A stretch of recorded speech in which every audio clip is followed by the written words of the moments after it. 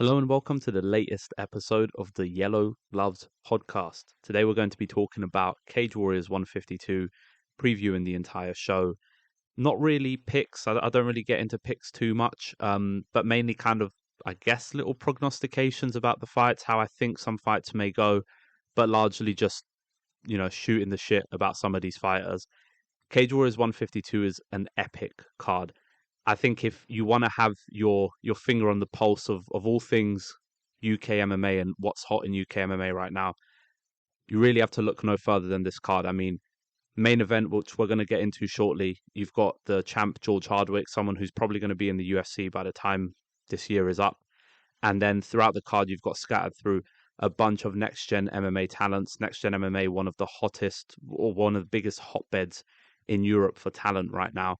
Obviously popularized by the likes of Paddy and Molly, but what they've got on show on this card is, a host of talent of fighters that I hold in really high regard. So really looking forward to kind of tucking into this. We've also got one of my personal favorite fighters on this card, lower down in the card on the prelims, but I'm sure anyone who's listening to this probably knows exactly who I'm talking about. You've got a massive rematch lodged in here in the prelims between Chris Bungard and Gavin Hughes, and then a few other kind of prospects and people making their debuts in Cage Warriors. So I'm really hyped for this card. Obviously, all of the attention's on the Dublin card, which is at the end of April, but this is a fantastic card from top to bottom, and I guess let's just get right into it. So I think what we'll do, like we always do, we're going to go from top to bottom with the cards. So we'll start with George Hardwick versus Jan Lias. So George Hardwick, current 155-pound champion in Cage Warriors. He was the Yellow Gloves 2022 Fighter of the Year. If some of you listened to that episode of the pod, it was a really tough kind of year to pick a fighter because so many fighters were so good. But obviously, George Hardwick got it off the back of putting away Lucas Capera, capturing the belt, and then defending it too against really good opposition, and all via stoppage. What I love about Hardwick, I mean, you've heard me wax lyrical about him, you've seen me write about him. If you follow me on Twitter, you've seen me tweet about him. Incredible striker, diverse kicking game, proclivity for going to the body. I've affectionately dubbed him the Borough body snatcher. Obviously, he's from Middlesbrough, and he wears that, with as a badge of pride as it should be. He's impeccable. I mean, I could sit here and talk about George Hardwick for an entire pod, and I probably will when he joins the UFC, and we do like we did with Christian Leroy Duncan, like a massive kind of breakdown of his style and his performances to date. He's sensational. I mean, God, we talk about fighters, people boxing and MMA, and sometimes, how underdeveloped boxing fundamentals are in mixed martial arts, even to this day and age. And it's why, a lot of people, myself included, if we see someone who jabs really well, someone who goes to the body really well, it's kind of this massive show of attention for us. Like that's exactly what we love to see. And George Hardwick's one of those guys. He loves going to the body. He's got a really nice prodding jab to the body, but it's when he gets people up against the fence. I mean, fuck headhunting. That guy's going straight for your body, straight for the liver, and he's trying to shut people down, and he's shut a lot of people down. 11-1. It's going to be a really interesting fight for him because he's fighting Jan Lias. Jan Lias, obviously, former KSW fighter. He's 9-1 in MMA. Only losses to Magomed Magomedov, not the Magomed Magomedov that you probably know. Different Magomed Magomedov, but someone who's got a pretty impressive record either way. Lias has a really kind of extensive amateur career where he went 11-3 and fought in a couple of IMAFs as well. So he's 9-1. Pretty good record, and then he's got a really extensive amateur career. So someone who's put in the work, someone who, yes, he's debuting in Cage Warriors, but clearly, has been getting some really good results in his career. If you want to go back and see some impressive wins, his rematch of Adrian Gralak was really, really good, and Maxim Pugachev as well, both in KSW. He's a pretty insane, prolific kind of neck attacker, really dangerous on the ground. But if you want to see how dangerous he is on the feet, go watch his flying knee knockout a few years back in Brave. I don't remember the opponent, but I know the highlights. So it's definitely something to check out. He's got like a kind of awkwardy type of striking, but generally wants fights on the mat and wants to be able to take your back and find a way to submit you. Can Lias go 5 rounds? That's a massive question I have. George Hardwick can go 5 rounds. I know he's finishing his fights before getting into that fifth round, but he's not fading. When fights go late, this guy doesn't fade. His cardio's there, and it backs up all of that volume that he throws. He's just a well-conditioned 155er. I wonder if Lias can go 5 rounds with Hardwick purely because of how much Hardwick prods to the body as well. Fair enough if you're conditioned, but the minute you get hit in the stomach a few times, you're already winded, and now you're catching your breath because you're getting hit to the body. I mean, it's just incisive and almost surgical the way Hardwick fights. I don't know that Lias is going to be a legitimate threat for 25 minutes, but there's always a shot in there of him maybe getting to Hardwick's back. I don't think he has enough offensive tools on the feet to stagger Hardwick's striking patterns, and his wrestling could be the key. But I mean, Hardwick showed great hips and defensive grappling against Kyle Driscoll, so I don't know where we're at with Lias as an offensive grappler against a type of fighter like George Hardwick. So I'm obviously leaning Hardwick. Again, I don't want to get into picks too much because some of these fights are tough to pick, and also usually I just like to keep my picks to myself. But it's hard not to lean Hardwick on this one. Hardwick's definitely UFC bound. Wouldn't be surprised if he rocks up on that July card that the UFC are putting together. Sounds like it might be a pay-per-view as well. But 155 won't die when Hardwick leaves. I mean, you've got Agi Sardari is definitely back in the mix. Tobias Harila, Jan Quayhagens, who I think really highly of, Adam Cullen, who we're going to talk about shortly, or not shortly, but later on in the pod. All worthy contenders. So if he stays in Cage Warriors for another fight, these guys will all be in the mix. And if he doesn't, they're going to be in the mix anyways for a vacant belt. So really superb and special fighter is George Hardwick. I'd love to make this one sound. I think it will be competitive. Like most of Hardwick's fights, it'll be competitive for maybe a round and a half, and then he just takes over.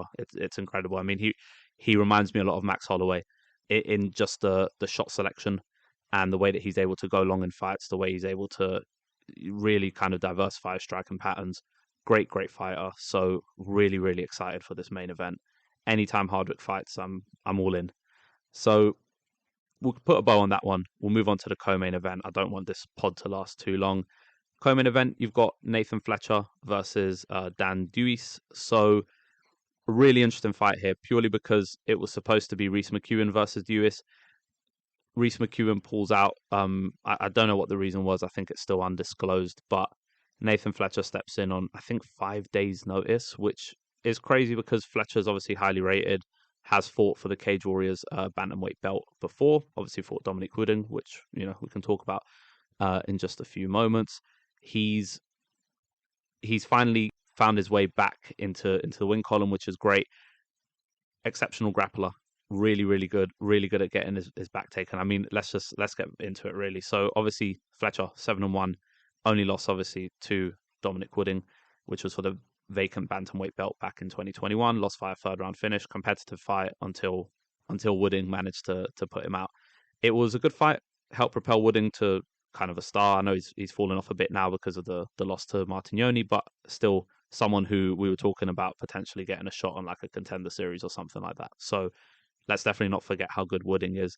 But what people do forget is that Fletcher was a considerable favourite going into that fight. I think Tapology had him at, I just looked a few moments ago at like minus 300 or something like that. So he was definitely like a sizable favourite. I thought he'd beat Wooding as well. He's got such a slick back-taking game.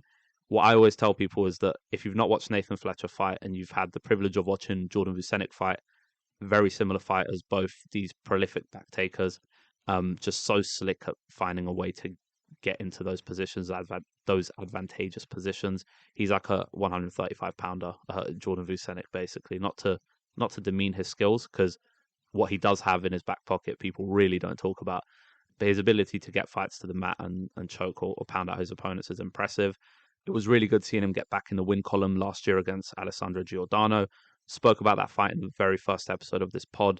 Dominated Giordano for his first career decision as a pro, which was good. Nice to see him go the full 15, because obviously it had been straight up finishes since there.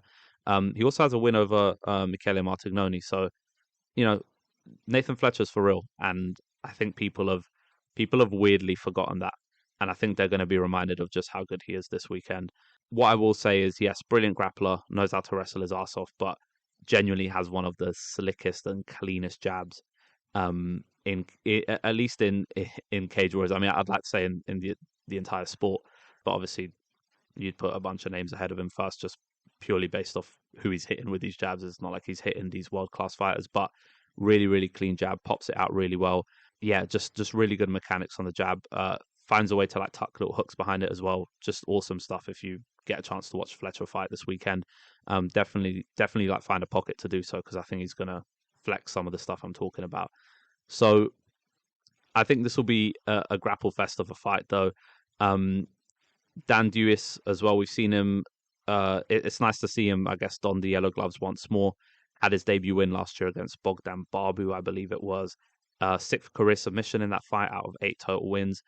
I love the matchmaking here from Ian Dean. Like, genuinely props for it, because McEwen, who was the original opponent for Dewis, you know, grapple heavy is Reese McEwen. Great submission fighter, nominee for newcomer of the year for me last year. So it was always going to be a grapple fest. I think they've done well to slot Fletcher in. I think stylistically it's going to be kind of similar, though I think Fletcher's way more equipped on the feet than McEwen is. So I'd love to see him grapple personally. And I think what makes this fight interesting from a grappling perspective is that whereas Nathan Fletcher's more of a I'll take you back and choke you out, Dewis is he has more of an active guard game. He's happy to play off his back. That's backed up by the fact that I think he has 3 triangle choke wins. So he's 8-1 of those 8 wins. 3 of them are triangle choke. So he's really active off his back. And I think it's basically just going to be a story of whether Nathan Fletcher can get his back, or if Dewis can kind of punish any sloppy moves from Fletcher in top position.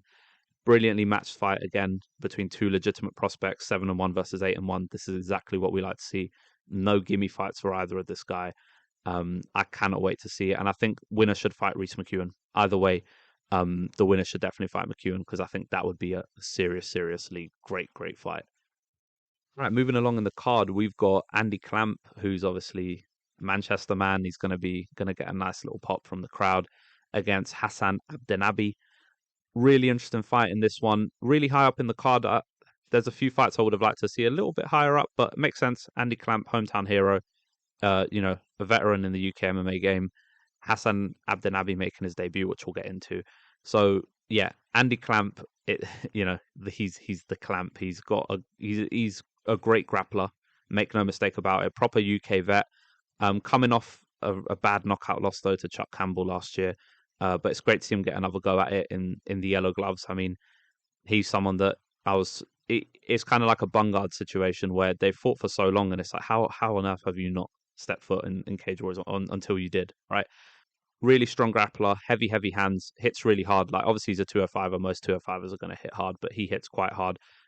Mainly a lot of clinching, a lot of grappling, but he's got the knockout power there to back it as well. Only gone to decision once in 13 pro fights, so that's there. There's a massive kind of finishing instinct there for him. Hassan Abdenabi, though, interesting fighter. I didn't know who he was until this fight was booked, and then I went and did some digging. So hasn't fought in 3 years and 5 months, but going off the last card, where we saw some, Jonathan Silva coming off like a 4-year layoff and then getting the craziest comeback win, knockout, flying knee, just insane shenanigans in that fight. Abdenabi, former Hype FC light heavyweight champ. Massive kind of background in Muay Thai and kickboxing, not to like any crazy degree. Like, we're not talking, on a major kickboxing promotion like a K1 or a Glory. No, like he's got a kickboxing background. He hasn't done anything crazy as a pro, but obviously that makes him quite skilled at 205. Obviously at 205 you start to get people who can hit hard, but it's predominantly guys who don't really have that skill set on the regional circuit, at least, right? So Abdenabi, obviously powerful striker. He's got the kickboxing, he's got the combos. What I like about him, though, from watching him fight, is that he's no slouch on the ground. And I don't mean that from a submission and grappling perspective. I mean, like, when he gets on top of you, he's gonna throw serious leather on the ground. So someone who knows how to finish fights standing or on the feet. It's nice to see Cage Warriors building out this 205-pound division. I think obviously Matty Byfield will be one half of the vacant title fight at 205 pounds. But I mean, don't be surprised if there's a massive highlight reel KO in this fight. One of these men ends up being the other half of that fight. I know we could see Darren Stewart move up, try to get that 205 strap. You never know. because he's got obviously some time at the 205 division in the UFC. But I think there's an opportunity here. They're so high up on the card. Andy Clamp, obviously, hometown hero, like I said, really good finisher. Abdenabi, we don't know much about him. He's 4-0, hasn't fought in 3 years. We know he's a kickboxer. We know he hits hard. I think Clamp's proclivity to scrap could land him in trouble in this fight. Just Abdenabi does seem like a serious, like kind of like athlete and a big 205 kickboxy type. So I don't know. I think if he does decide to scrap with Abdenabi, something bad might happen. If he mixes it up, he gets Abdenabi up against the fence, grinds him out on the ground, could get the submission finish. I'd be shocked if this fight goes the distance. So definitely one to kind of just put an X next to if you're going to tune in for specific fights or something like that. Definitely a fight to seek out for sure. All right, and then next up on the card we've got James Power versus Lucas Capera. James Power. Now we're getting into some like fun prospects that most people won't know, because obviously Fletcher, people will, if you're into UK MMA stuff, you'll know Fletcher, and then Hardwick I think has already transcended UK MMA. But James Power is someone that I think people will become familiar with, probably starting from Saturday. He's someone I think really highly of, clearly, the way I'm talking about him. Undefeated as an amateur, undefeated as a pro. Never seen a judge's scorecard across both amateur and pro career. All first and second round finishers. Legitimate problem at 155 is James Power. He's got this like really excellent hip dexterity as well. I've seen him throw some nasty head kicks without telegraphing much. If you want to do the same, you go watch his fight with Sean White back in 2021 at Cage Steel 25. Clip of it on YouTube, and it's lying somewhere on Facebook. Heavy-handed fighter, mixes in the knees and the elbows really well in the clinch. Also comfortable on the ground offensively. Not seen much of him tested defensively. But offensively, he swarms people and he's able to kind of pound people out. Beat Adam Shelley in his Cage Warriors debut last year, which is no mean feat. He's someone that I think people need to keep a really, really, really close eye on. I mean, he's definitely got some mean streak about him that I really, really enjoy. And I think, I don't know, he just gives this aura that he's probably going to be someone that is going to do some good things at 155 pounds. Under the Cage Warriors banner and beyond. Lucas Capera, interesting fighter, has a good background fighting in Poland and for ACA, which is a promotion that I very much enjoy watching. Most of their pay-per-views here in the UK, like online, are like 99p. So if you ever want to watch some fun fights and some crazy fighters, definitely tap into one of those ACA cards, because they're always interesting. Capera is one of those kill or be killed types. Not much to say here. Although he's often the nail and not the hammer. Debuted in Cage Warriors, got ripped to pieces by George Hardwick, and it was a fight actually that landed Hardwick his title shot last year. So fun to see how these little storylines are cinched within this card. Bounced back toward the end of last year though, with an insane heel hook finish in round 3 over Aaron Johnson. You probably know him as the guy that repeatedly headbutted his opponent on the ground before getting a point deducted. If you listen to Jack Slack podcast, I think this won an award for like lowest fight IQ or something like that, or like dumbest moment in MMA last year. Yeah, he got a point deducted. It did take Rich Mitchell quite a few times to actually, quite a few headbutts to eventually deduct the point, but the fight was probably on its way to a draw or a loss for Capera, and then he just dropped for that inside heel hook in the final round. The guy's bonkers. He's a good veteran test for Power, someone he can definitely put some damage on for sure, but someone that he could, if he's not careful, he could find himself getting just ground out and dominated and kind of blanketed. It's similar to the Emil Brown fight recently against Skibber, right? We all thought Emil Brown was going to bolt Skibber, and then Skibber just laid on him for 15 minutes, got rocked a few times, survived. So James Power has to be careful. If he gets Capera hurt, definitely needs to be patient, because if he rushes it, Capera's a vet, so he's going to find a way to stay in the fight for as long as he possibly can. All right, and rounding off the main card is Adam Cullen versus Dumitru Gerlin. So Adam Cullen, another next-gen MMA guy, same as Nathan Fletcher. And this is where you're going to start to see these next-gen MMA guys just going back-to-back on this card, which is awesome. Adam Cullen, I'll say it right off the bat, future Cage Warriors lightweight champ. I think when Hardwick leaves the division, Cullen will be right in the mix, and he deserves to be. I know some people may not be sold on him, but frankly, I think those people are fucking bonkers, right? Like, how can you not be sold on this guy? 6-0 as a pro, all under the Cage Warriors banner, 6 finishes, all in the first round. He's a violent fighter, knows how to get his opponents up and out of the cage. Real slugger, stupendous submission game, really good at attacking the neck, great neck attacks, club and sub extraordinaire, as I call him, because if he drops you, he's gonna find a way to submit you. He's probably not even gonna go to pound you out. He's just gonna go and just grab your neck and choke you out.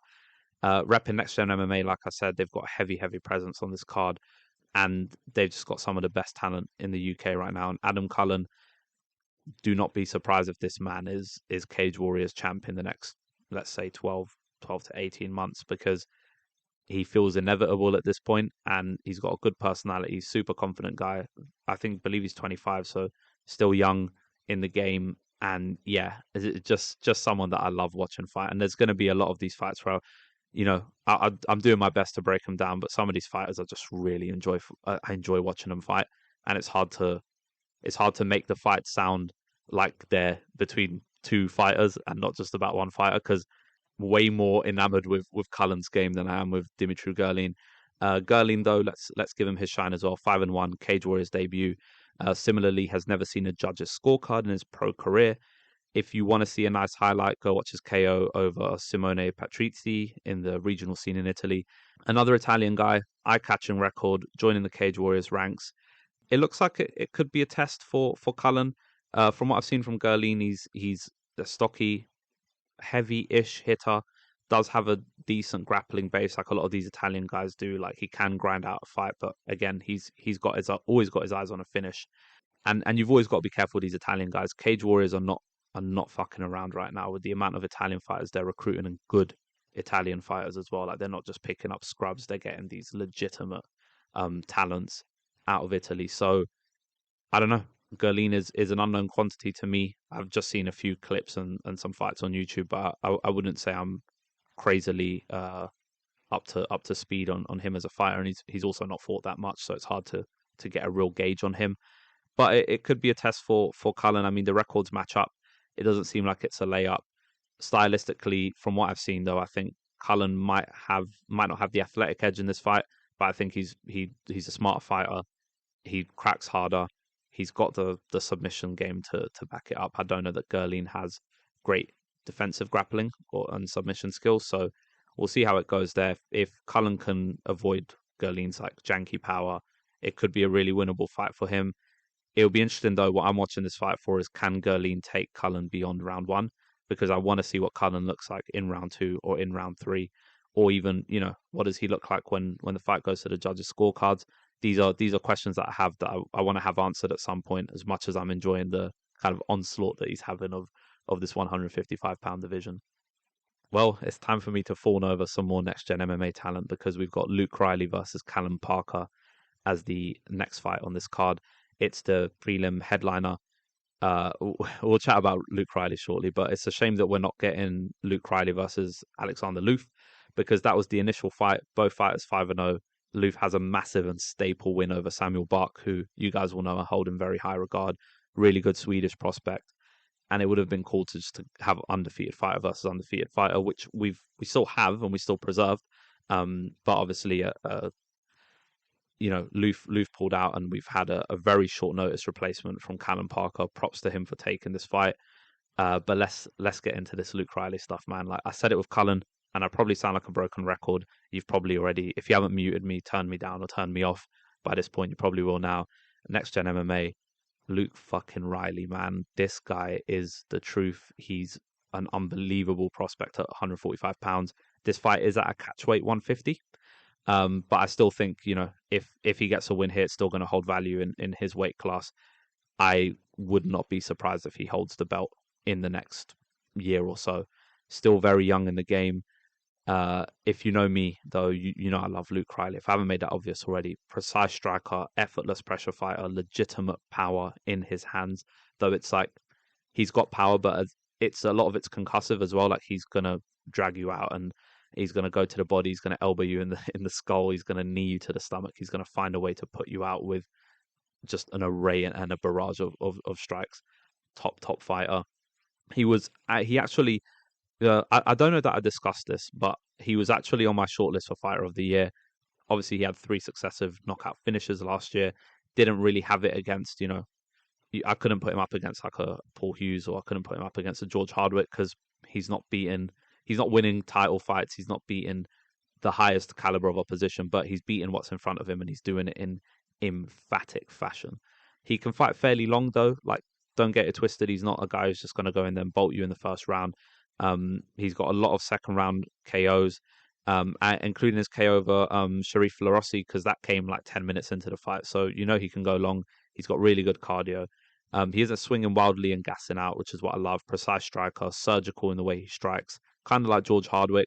Finds gaps and pockets, goes to work. I mean, I'm talking about him. I just want to watch him fight. Great, great fucking fighter. Genuinely, someone. If you haven't watched Luke Riley, and if you're going to take anything away from what I say in this podcast, like, honestly, the Luke Riley's the truth, and you should go watch his fights if you haven't already. Props to Callum Parker, though. I want to just give him a bit of spotlight. I did say that a lot of this is going to be one-sided because there's fighters on this card that I absolutely love, but props to Callum Parker, because jumping in on less than a week's notice to fight Luke Riley, that's a death wish for most people, and not many people are lining up to fight Riley. So props to him. Parker obviously making his Cage Warriors debut here, but he's not just some random replacement that Cage Warriors have plucked out of nowhere. He was already tapped to make his Cage Warriors debut back in 2022 against Nick Bagley, I believe. Unfortunately, the fight was cancelled. What's actually interesting about Parker is that he's 2-0, but he's cut his teeth in some notable promotions like UWC in Mexico, LFA, and then Uriah Faber's A1 Combat. I believe he trains out of Alliance or Victory MMA, whichever moniker they go by nowadays, in San Diego, California. But he's a Brit, and he's never fought in the UK as a pro. So I'm really, really excited. I think that's such a unique dimension to this fight. It's just a cool wrinkle, really. Parker, definitely the grindy type from what I've seen. Really well rounded, a sneaky submission game. I'd be lying if I said that anything other than 100% of my excitement for this fight is due to Luke Riley. Like, he's just such an excellent and exciting fighter. Props to Parker, though. Like I said, stepping in so late, but this feels set up for like a Riley striking masterclass. So, Callum Parker could shock us all and surprise us all. What I will say is, if you take a fight on less than a week's notice to fight Luke Riley, no matter what happens, you deserve to have at least 2 more Cage Warriors fights, because yeah, you shouldn't be judged by what happens in a fight with Luke Riley. All right, if you think I'm insufferable, then you're gonna, I don't know, your brain's gonna explode, because I'm gonna get even more insufferable now, because the next fight up is Madars Fleminas versus Alexei Mantikivi. If you know anything about me, anything at all, you know that I love Madars Fleminas. I can't get over the fact that whenever he gets presented with an up and coming prospect and the odds have him down as an underdog, he manages to find a way to win.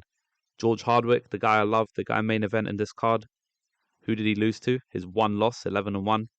Yep, lost to Madars Fleminas. Oban fucking Elliott, the guy we all rate, the guy that we're so high on. Madars Fleminas knocked him out. You remember Jesse O'Holin last year? Finnish guy, we were all high on him. Great grappler. Got knocked out by Madars Fleminas. So, I mean, what else can I say? Like, if you obviously he's lost some fights as well. He's 10-4. I'm not making him sound like he's 100-0 or something, but I love watching Madars Fleminas fight. And if you haven't, real awkward striking style. I can't compare him to anyone, and that's what makes him so fun to watch. You rarely see anything like it. It looks like it shouldn't work, and then if you're an opponent of his, you wake up a few minutes later with the doctor standing over your body. He did lose his most recent fight against Carlo Pedasoli, though, it has to be said. Fight he was doing extremely well in until he was choked out in the final minute of the second round. Scrambles in that second round, though, were electric. So well worth going back and watching that if you haven't. And Pedasoli's brilliant anyways. Fleminas just fucking rocks, though. It's nice to see him fighting someone who isn't a massive prospect and getting a fight against lesser opposition. And I'm throwing up some inverted commas in the air because I think Mantikivi's a good fighter, but, we're not, if we're comparing him to like an Oban Elliott or a George Hardwick, I think even he himself will tell you he's probably not on that level. Mantikivi, 1-3 in Cage Warriors, a good example of why you shouldn't judge a fighter by their record, because his 3 losses are to Jack Grant, former title challenger, now in Bellator, Mason Jones, former 2-division Cage Warriors champ, now in the UFC, and Reese McKee, current welterweight champ and former UFC alum, as we know. His sole win in Cage Warriors came last year, though, which was really good to see. Snapped his skid with a beautiful finish over Gianderson Castro back in April. It's been a year since we've last seen him. Really cool tidbit about Mantekivi. He remains the only fighter to ever have beaten Soren Bak. Soren Bak, obviously, 16-1, 3-0 in Bellator right now. Mantekivi is just a grinder type. He's going to find a way to get or get got, really.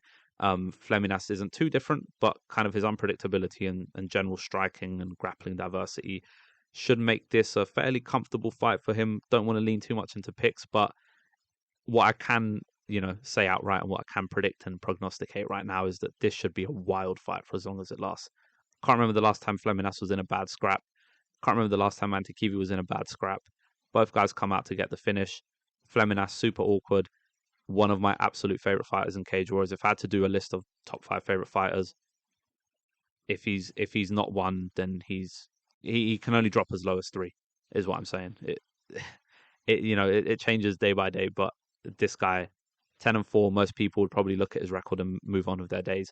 Telling you, man, like if you're looking for a fun MMA fighter, if you're looking for someone to root for, Madars Fleminas is your guy. The Latvian Express, and no one is conducting that Latvian Express other than me. I'm on that train.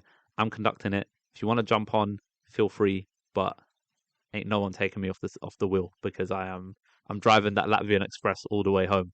Love Madars Fleminas. Can't wait to see him fight.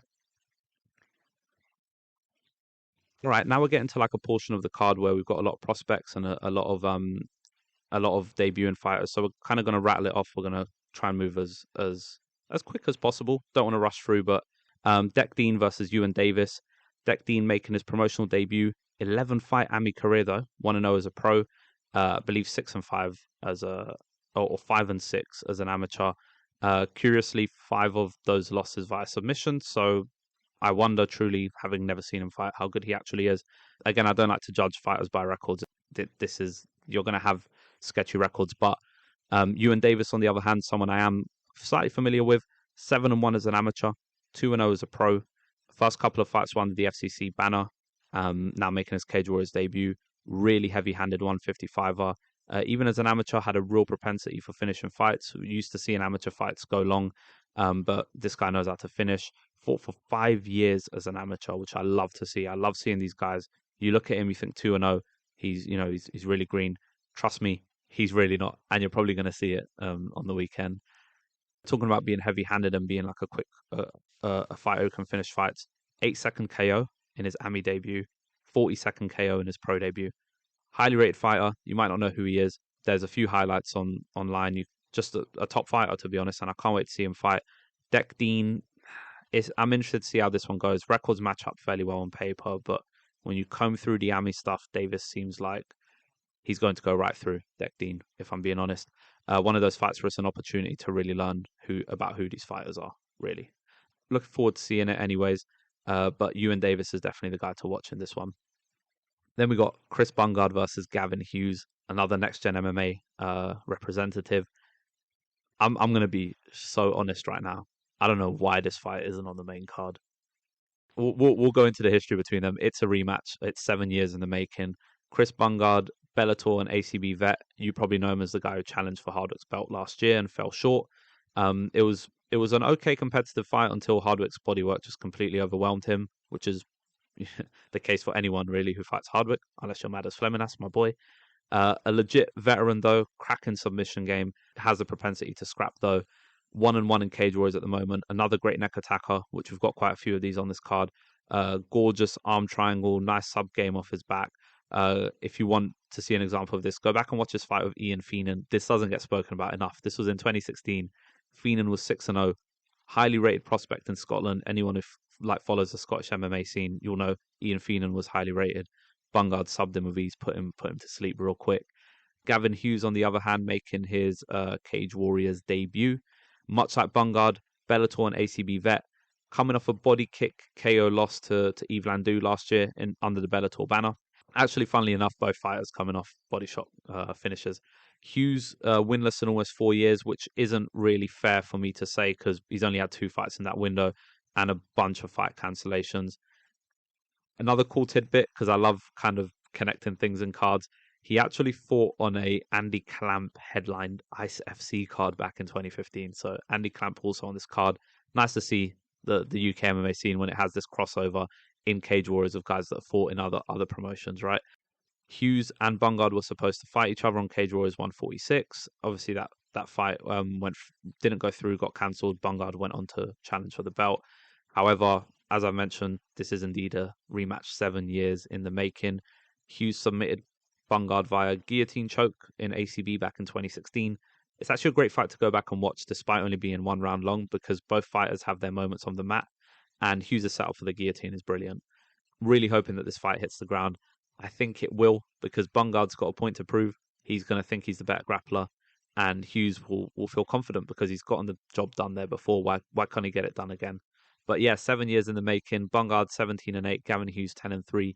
I would have put this on the main card personally, but I'm happy that it's kind of tucked in there in the prelims. It's one of those, if you know, you know. It's one for the UK MMA heads. This is a really, really fun fight, and yeah, definitely one that people shouldn't miss. Then we got Chris Price versus Mikhail Falk. Chris Price, hometown favorite, fighting out of Manchester Predators, 4-0 record, making his Cage Warriors debut. Really excited to see him fight because I've not had a crazy exposure to Chris Price aside from the research that I've done leading into this. What he does have is a win over my favorite jobber of all time, Reese Street, who has the best nickname of all time, Nightmare on Elm. So he's Reese Nightmare on Elm Street.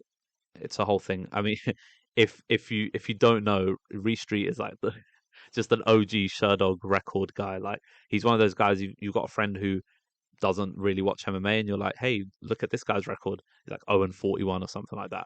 Obviously, a lot of those have been flagged for legitimacy or lack of legitimacy. So yeah, Chris Price has a win over him. So does practically everyone in the UK MMA scene. If you haven't beaten Reese Street, are you even a UK MMA fighter? Another deep Ami Corredo, 14 fights over a 5 year period. As a pro, he's been absolutely electric. 4 straight first round finishes, a real menace on the mat, suffocating pressure, great sub game. If he can't sub you, then he'll pound you out. Really excited by this pickup from Cage Warriors, as it looks like exactly what he needs kind of to fight more regularly. He's only had 1 fight a year, basically, and it's something that you should probably ramp up. What's exciting about him is he's a 6 foot featherweight, and I love tall people in small weight classes because it's always a fun dynamic. Hal Falk, obviously a fighter we're familiar with, lost his Cage Warriors debut to Yusuf last year in pretty nasty fashion with like a brutal combination of knees. Fought all over the world, but just can't seem to put any kind of wins together, really. Every time he loses 1 fight, he loses the next one. So, he'll win one, lose two, and then get back on the horse and get back to winning ways. This very much feels like a gimme fight for Price, I will say. But Falk, definitely a vet who can gut out a grindy kind of performance. Not just saying it because he's the other Polish person on this card, but don't be surprised if like I said of Lucas Capera, don't be surprised if these guys, they don't have the sexy records that Price and Power do. Don't be surprised if these guys manage to just grind out a victory. But can he survive Chris Price's first round onslaught? I don't know. I'm not too sure. All right. So Rory Evans, Liam Gittins is the next one. Liam Gittins, next gen MMA guy as well. Rory Evans and Gittins, Cage Warriors through and through. Rory Evans cut his teeth in the Wales Academy, lost via heel hook to Josh Reed, actually, who we'll talk about very shortly because he's also on this card. But he's looked unstoppable since. He's rattled off 3 Cage Warriors wins consecutively. Best win to date is a grinding decision victory over Wesley Meyer, who looked amazing a few weeks ago. It has been 2 years since we've seen Rory Evans in action. No fault of his own. He's had 2 fights cancelled last year against Amara Singha and Faisal Malik, which would have been good. He's fought an okay level of competition, but I think Gittins might be his toughest guy to date. It's a toss-up between him and Josh Reed. Gittins, another guy, Cage Warriors through and through, like I said, fought for the promotion as an amateur and as a pro. Also fought under that Northwest Academy setup that Cage Warriors have. He's had a few on and off performances in the last few years, but he's fought some top fighters, man. Like when you look back, he's fought Amara Singha, he's fought Josh Reed, who he beat. He's fought Sonmez, Gerardo Fanny, Kingsley Crawford, and recently took the undefeated record away from Faisal Malik. So I think he's finally starting to find himself as a fighter, which is nice to see, and it definitely shows in the improved performances. Expecting a really competitive fight here. Probably going to go to the scorecards. Probably we're going to be discussing who we think won. It's probably going to be really, really close. Gittins is fighting for a legitimate streak at bantamweight, and I think Evans is looking to prove that he can hang with the better fighters in the division. Should be a good back and forth scrap.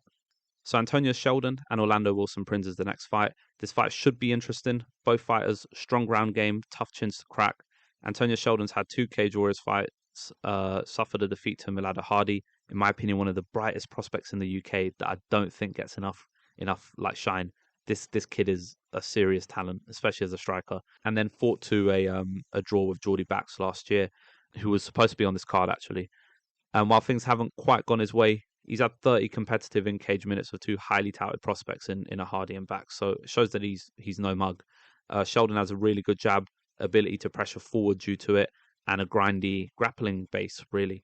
Orlando Wilson Prinz, on the other hand, he's also had 2 Cage Warriors fights, also winless, but he's had some fun in there. Back-to-back decision losses against Tom Mearns, insane fight. Go back and watch it. Proper scrap. And Samuel Bark, who he lost to last year. It's not a bad look losing to Bark. He was one of the stars of 2022 under the Cage Warriors banner, and someone that I spoke about at length on the in the awards show last year. Prinz is a BJJ black belt, a real threat once his fights hit the mat, though we haven't really seen much of that slick submission game in Cage Warriors. Not as respected in the striking as Sheldon, so I wonder if Sheldon will actively want this one on the ground. In fairness to Prinz, though, while winless in Cage Warriors, like I said, super competitive fight with Mearns, very close, could have gone either way, low-key banger, go back and watch it. Backpacked Samuel Bark in their fight, even though Bark won, and Bark did grind him out towards the end. Couldn't get the finish, but he did have Bark's back for a considerable time in that first round. Prinz is a really good fighter, just hasn't managed to string along a win. So both of these guys potentially fighting for their Cage Warriors careers. Might be a backs against the wall type performance. Sheldon will no doubt back himself on the feet, but he's no slouch on the mat, like I said. Prinz will be backing himself to get the fight done and finally put an opponent out to pasture. This fight's a low-key banger. It's not getting enough traction. It's really low down on the card. But I think it's going to be a fun one at £145. And then, to kind of round this off, the first fight of the night will be Josh Reed versus Liam Malloy, another next-gen MMA guy, really highly rated next-gen MMA guy despite the 3-2 record. Josh Reed, though, obviously one half of the most insane Cage Warriors fight and a legitimate all-time great one-rounder in MMA history against Nathaniel Wood. If you haven't watched it, you have to. I'm sure you have. He's just an awesome kill or be killed action fighter. Beautiful right hook, really fast hands, goes to the body really well, mixes up his striking. You know, he's not this really sophisticated, defined striker on the feet, but he knows how to mix it up, knows how to deal some damage. That right hook is crisp, it's beautiful. He's on a 2-fight skid, choked out twice in a row, but to high caliber opponents, former champ Luke Shanks is one of them, and the highly rated Ryan Shelley. No easy fights for him in Cage Warriors. There never has been, there never will be. Really fun fighter. Like Josh Reed is the epitome of an action fighter. Liam Malloy steps in here, 1-1 in Cage Warriors. Had a big 26-second knockout over Ben Rees just over a year ago. Lost to Ryan Shelley, who we've already established that the Shelley guys in general, but Ryan Shelley especially, is a very real prospect in this division. Malloy's super heavy-handed, moves quickly, loves to engage in brawls, hasn't seen the decision as a pro. This has the potential to be the shortest and most exciting fight of the evening, and it's the first fight of the evening.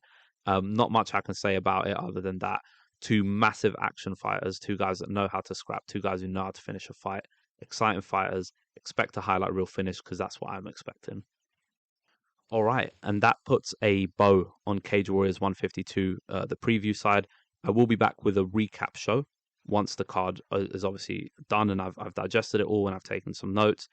I cannot wait for this card. Like I said at the top of the episode, it's got so much talent on it, so much UK MMA talent. So definitely tap in. If you don't have many plans on Saturday, definitely go for it. But other than that, that's it for me. If you enjoyed the pod, tweet me, leave a review, like it, do all of that good stuff. And I will catch you on the recap episode.